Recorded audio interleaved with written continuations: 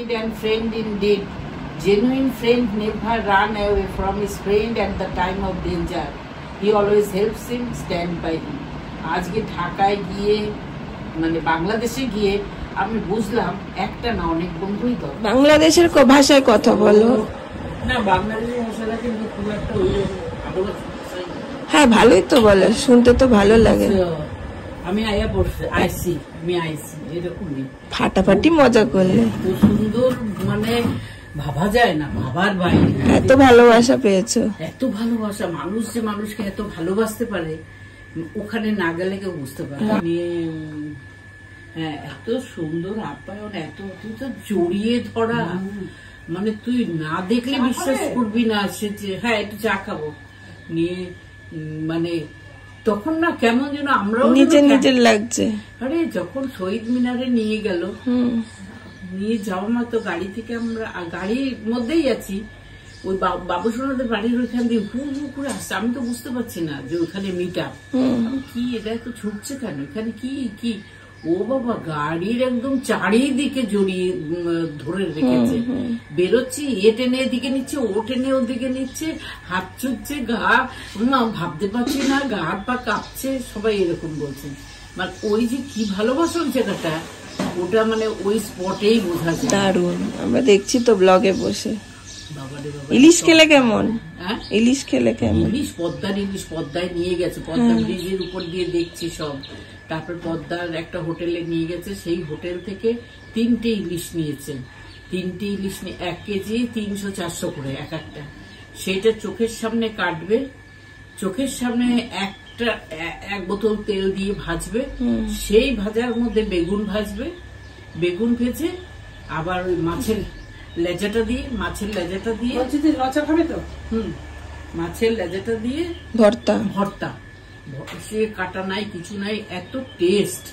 মানে ভাবা যায় না আর যে যত পেরেছে খেয়ে হিট করে গেছে তোমাদের বাংলাদেশ ট্রিপ হ্যাঁ দারুণ দারুণ বৌদিরা কবে আসবে এখানে বৌদিরা জানি না আমি বললাম আমি সকালে যাই তুই বিকালে আসিস পরিষ্কার ঠিক আছে তাই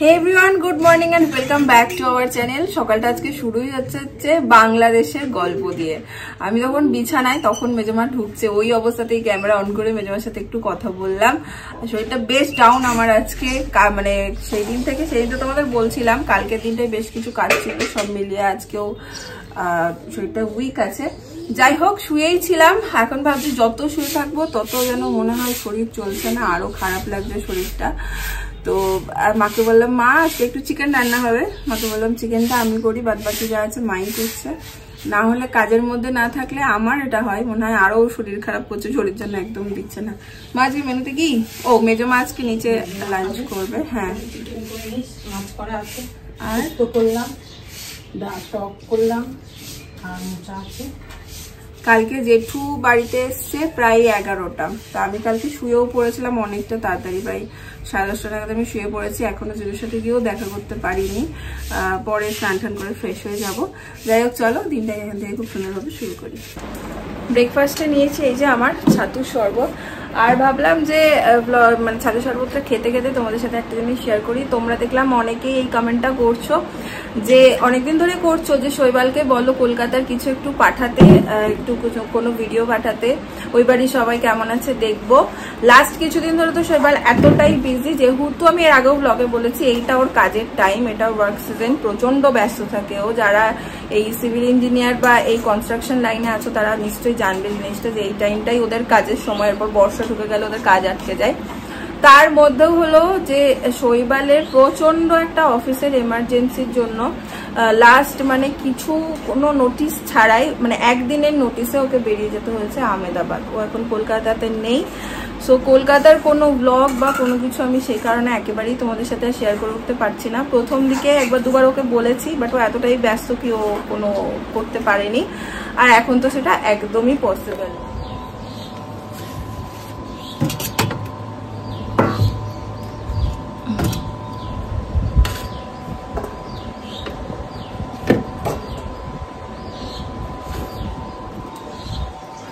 আজকে একদম আমার চিকেন খাওয়ার ইচ্ছা নেই মা তো খাবেই না বলে দিয়েছে পিসি তো খাই না মাছ রান্না হয়েছে আর একটুখানি চিকেন নিয়েছি, একদম অল্প ম্যারিনেট করে রেখেই দিয়েছিলাম। আলুও ভাজা হয়ে গেছে, এখানে পেঁয়াজটা ভাজছি।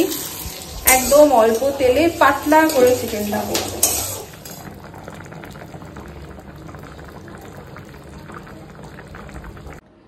ফ্রেশ হয়ে নিলাম একদম, এবার যাই জেঠুর সাথে একটু দেখা করে আসি। দারুণ ঘুরলে তো, দেখলাম তো সব ফাটাফাটি নাকি শ্রেষ্ঠ। বাহ, তাহলে এই বাংলাদেশ করে যে আনন্দ করছিলে সাকসেস হয়েছে বলো। কি করছিস তোরা আবার? আজকে কি এক্সপেরিমেন্ট করবি?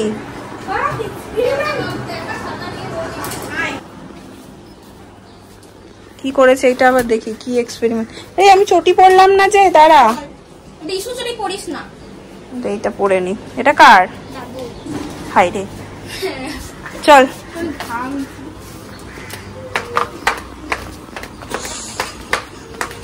আরে বাবা রে, কি এক্সপেরিমেন্ট এটা? ফয়েল পেপার দিয়ে রান্না করছিস? তেল দিয়েছিস, এবার কি দিবি এর মধ্যে? রসুন দিচ্ছি, সব মা। ফোড়ন? হ্যাঁ, রসুন ফোড়ন। কি বানাতে চাইছিস? দেখছি। এবার ডিম দিবি? কালকে তো চুপি চুপি ডিম দিচ্ছিলি, ডিম ভাজবি বলে রোদে। কোনগুলো? কি? হ্যাঁ, এক্সপেরিমেন্ট চলছে। কর তুই রোদে, আমি চললাম। এই গরমে তোরা কি মনে করে বেরিয়েছিস? এসি ছেড়ে সবাই এই রুমে এসি রুমের ফিল নিতে আসে। এই ঘরটা সত্যি এসি রুম। এসি চালিয়েও এসি রুম ঠান্ডা হচ্ছে না এরকম। এই ঘরটায় কোনো কষ্টই হয় না। দাদা ভাই আসেনি আজকে, খুব কষ্ট হচ্ছে। আজকে অনেকগুলো ওই বেলা হবে না, আমার এসিটা আজকে খুলে নিয়ে যাবে। তারপর নেমন্তন্ন আছে, ওই বেলা আসতে পারবো না। তাপস দা যাবে, ও সেই জন্য এই বেলা একটা কাজ ছিল। চলো তাহলে বেরিয়ে বলছি, কেন বেরোলাম? এবার একটু আসরটা ভরা ভরা লাগছে বলো, কদিন ফাঁকা ফাঁকা লাগছিল। জেঠু কি এক্সাইটেড, আমি গেছিলাম বলছে জেঠু যে আমার জীবনের শ্রেষ্ঠ মানে ঘোরা এটা।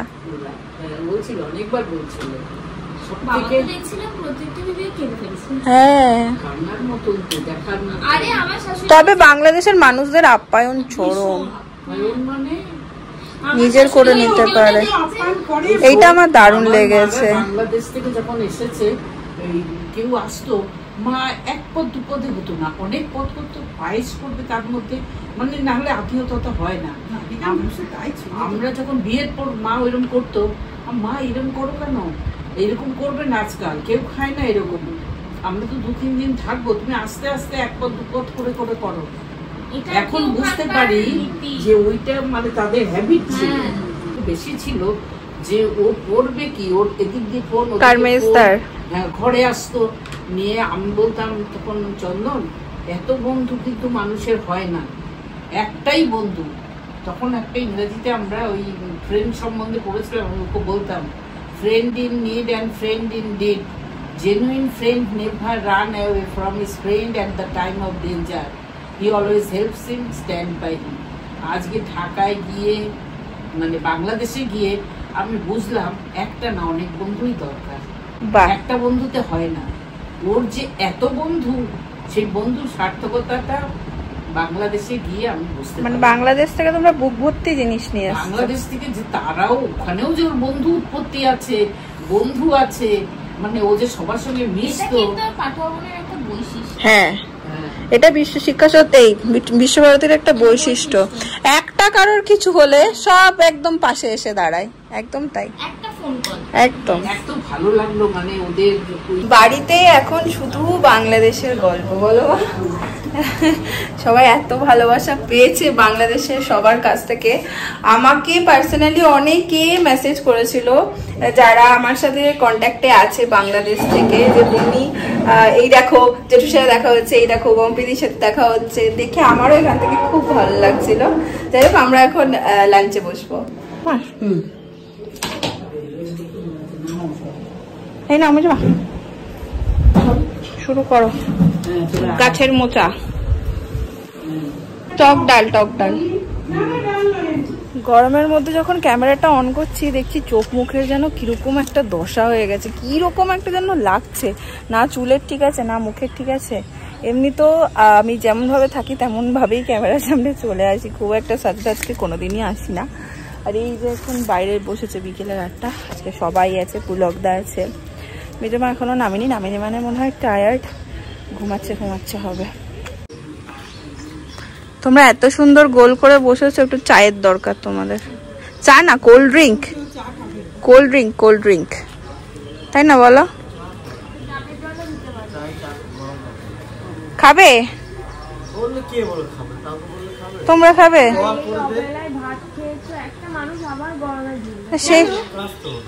সেইটা ব্যাপার না, একটু চা করে দেবো, তাতে আবার কি আছে রে।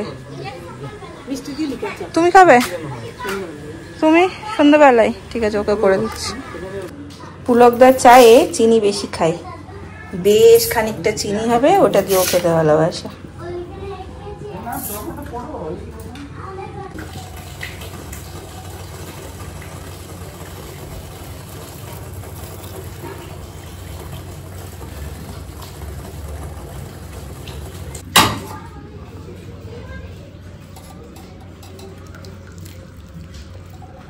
এই নাও জামাই বাবু, ক্যামেরা খাবে, এনেছি যখন খেতেই হবে। হ্যাঁ এসছে তো, এইটাতে আবার জল নেই।